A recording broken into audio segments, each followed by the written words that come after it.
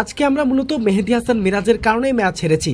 ওপেনিংয়ে নেমে যে দুর্দান্ত পারফরমেন্স এবং আক্রমন্ত ব্যাটিং করেছে তা আমাদের পুরোপুরি ব্যাকফুটে ঠেলে দিয়েছে। দলের হয়ে মিরাজ 33 বলে 70 রানের বিধ্বংসী ইনিংস, এটি চোখ ধাঁধানো এক ইনিংস উপহার দিয়েছেন টাইগার এই অলরাউন্ডার। মেহেদী হাসান মিরাজের দুর্দান্ত ব্যাটিং দেখে ম্যাচ শেষে মেহেদী হাসান মিরাজকে নিয়ে অবিশ্বাস্য এক মন্তব্য করলেন হাসারেঙ্গা। ক্যান্ডি রোলস প্রথমে ব্যাটিং করতে নেমে 166 রানের বড় লক্ষ্য দাঁড় করায়, সেই লক্ষ্যে তারা করতে নেমেছে গলস মার্ভেল।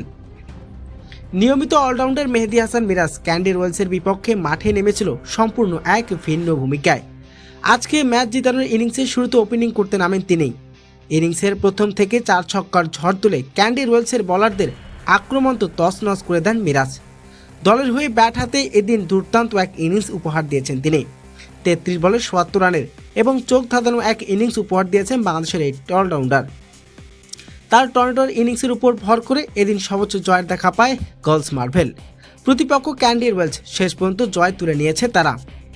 ম্যাচ শেষে প্রতিপক্ষের ক্যাপ্টেন ওয়েন্দু হাসারেঙ্গা নিজের দলের পরাজয়ের মেহেদী হাসান মিরাজের ব্যাটিং নিয়ে সংবাদ সম্মেলনে প্রশংসাও ভাসিয়েছেন তিনি বলেন, আজকে মূলত মেহেদী হাসান মিরাজের কারণে আমরা ম্যাচ হেরেছি।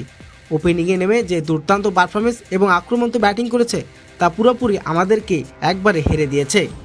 হাসারেঙ্গার মুখ থেকে মিরাজকে নিয়ে এমন অবিশ্বাস্য প্রশংসা এখন ক্রিকেট অঙ্গনে বেশ আলোচনার জন্ম দিয়েছে।